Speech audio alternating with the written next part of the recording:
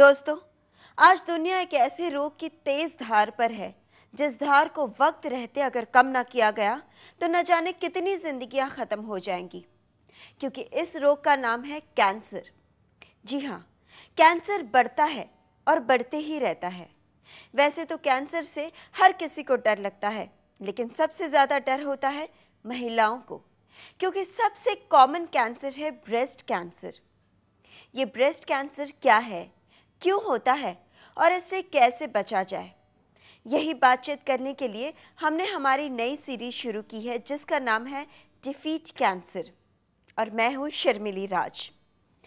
Cancer के बारे में बातचीत करने के लिए आज हमारे स्टूडियो में मौजूद है cancer specialist doctor Ashok Mehta. Doctor, welcome to the show. Thank you. Doctor, आज हम बात कर रहे हैं ब्रेस्ट कैंसर के बारे में। हमारे ऑडियंस ये जानना चाहेंगे कि ब्रेस्ट कैंसर है क्या चीज़। ब्रेस्ट कैंसर के बारे में हम बातें शुरू करें उसके पहले हमें कुछ क्षण स्तन के बारे में सोचना है। जी। स्त्रियों में सबसे ज़्यादा कैंसर स्तन का और गर्भाशय का होता है। विधि की विचित्रता देखो कि ये दो अंग स्त्रियों के स्पेशल अंग हैं। जी। इनके वजह जैसे स्तन के अंदर सौंदर्य, स्त्री का सौंदर्य स्त्री स्तन के ऊपर आधारित है। जी। स्त्री की मातृत्व की भावनाएं स्तन से जुड़ी हुई है। जब किशोरावस्था से एक लड़की युवावस्था में प्रवेश करती है तब जाके स्तन का डेवलपमेंट होता है, जिसके हम सेकेंडरी सेक्सुअल कैरेक्टर कहते हैं, और वो मासिक में आने का उसका शुरुआत होती है। तो ये जो स्तन का आधार है वो स्त्री का डेवलपमेंट जो होता है, ओवरीज जी। जो गर्भाशय के बाजू में दो ग्रंथि होती है छोटी सी, इसके अंदर से कई हार्मोन्स निकलते हैं। खास तौर पे दो हार्मोन, एक एस्ट्रोजन कहते हैं और दूसरे को प्रोजेस्टेरोन कहते हैं। जब पहले 10-15 दिन तक एस्ट्रोजन का लेवल बढ़ता है मासिक के बाद, और बाद में प्रोजेस्टेरोन का सिक्रेशन चालू होता है। और जब प्रोजेस्टेरोन का सिक्रेशन कम होता है तो पीरियड आता है 28 दिन की साइकिल की वजह से, और जब ओवरीज एक्टिव होती है तब स्तन भी एक्टिव होते हैं। जी। तो स्तन का जो कैंसर है वो इस हार्मोन से जुड़ा हुआ है। ओके। खास तौर पे एस्ट्रोजन के हार्मोन से। जी। और ब्रेस्ट का स्ट्रक्चर भी हमें जानना चाहिए। जब ब्रेस्ट के अंदर 3 खास चीज़ें हमें जाननी चाहिए। एक तो इसके अंदर फैट होती है, बिल्कुल, चर्बी। जी। दूसरी होती है मिल्क ग्लैंड्स, जिसके हम मिल्क लोब्स और लॉब्यूल्स कहते हैं। लोब्स करीब 20 होते हैं और लॉब्यूल्स, एक लोब के अंदर अनेक लॉब्यूल्स होते हैं। तो ये जो सिक्रेशंस होता है स्तन के अंदर मिल्क का, जब स्त्री गर्भवती होती है और बच्चे को जन्म देती है, तो उस दरमियान फिर डक्ट से दूध निकलता है। तो ये जो मिल्क डक्ट्स और मिल्क की जो लोब्स है, इसके अंदर कैंसर होता है। अच्छा, ओनली उस मिल्क की लोब्स में ही कैंसर होता है? तो 2 प्रकार के कैंसर हम मानते हैं। एक को कहते हैं डक्टल कैंसर, जो मिल्क की नली होती है उसके अंदर से, जो उसकी जो लाइनिंग होती है इसके अंदर से होता है। और दूसरा होता है जो लोब्स और लॉब्यूल्स से निकलता है, उनको हम लॉब्यूलर कैंसर कहते हैं। ओके, यानी जो फैट है उसमें कैंसर नहीं होता। जो कनेक्टिव टिश्यू और फैट है, जिस कनेक्टिव टिश्यू ब्रेस्ट को शेप देता है, तो इसमें से बहुत बहुत रेयरली कैंसर होता है। ब्रेस्ट कैंसर कभी भी हो सकता है, 25 साल के बाद में कभी भी हो सकता है। लेकिन जो ज़्यादातर कैंसर 40 या 50 साल की उम्र के बाद में होता है। जैसे उम्र बढ़ती जाती है ऐसा कैंसर का प्रमाण बढ़ता जाता है। मगर स्त्री को कभी भी स्तन के अंदर गांठ लगे तो उसका तपास ज़रूर होनी चाहिए। हो सकता है कैंसर नहीं है। भारत में कितनी महिलाओं को ज़्यादातर ये प्रॉब्लम होती है? 1 लाख पेशेंट में लगभग 30 पेशेंट को, महिलाओं को कैंसर होने की संभावना रहती है। ओके।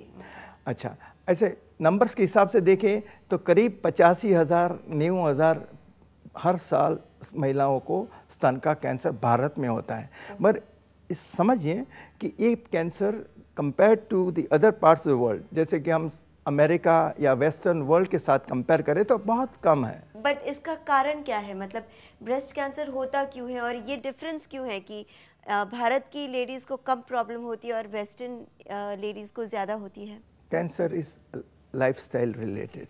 जैसे हमारे यहाँ मैंने आपको एस्ट्रोजन के बारे में बताया, जैसे पीरियड जितना जल्दी चालू होता है, समझो 12 साल के पहले की उम्र में चालू होती है, और जो मासिक बंद होता है मेनोपॉज कहते हैं, इस शायद 50 के बाद यदि होता है तो एस्ट्रोजन को बहुत लंबा समय मिलता है ब्रेस्ट पे एक्शन करने का। समझो महीना 12 साल के बाद 14-15 उसकी उम्र होता है और मेनोपॉज जल्दी आ जाता है, तो एस्ट्रोजन का इफेक्ट कम रहता है, टाइम पीरियड तो कम हाँ, हो जाता है। तो ये एक फैक्टर रहता है हार्मोन्स के अंदर। यदि स्त्री का लगना नहीं हुआ या बच्चे पैदा नहीं हुए, नॉट डिलीवर्ड, या स्तन का दूध नहीं पिलाया, उनके अंदर कैंसर होने की संभावना ज़्यादा रहती है। ओके, ये एक हकीकत है। और दूसरा लाइफस्टाइल रिलेटेड, मैंने कहा क्योंकि वेस्ट में लगना बहुत देरी से करते हैं, और जो फर्स्ट प्रेगनेंसी होती है वो भी देरी से होती है, ऑलमोस्ट 40s के बाद 30 साल के आजू बाजू होती है।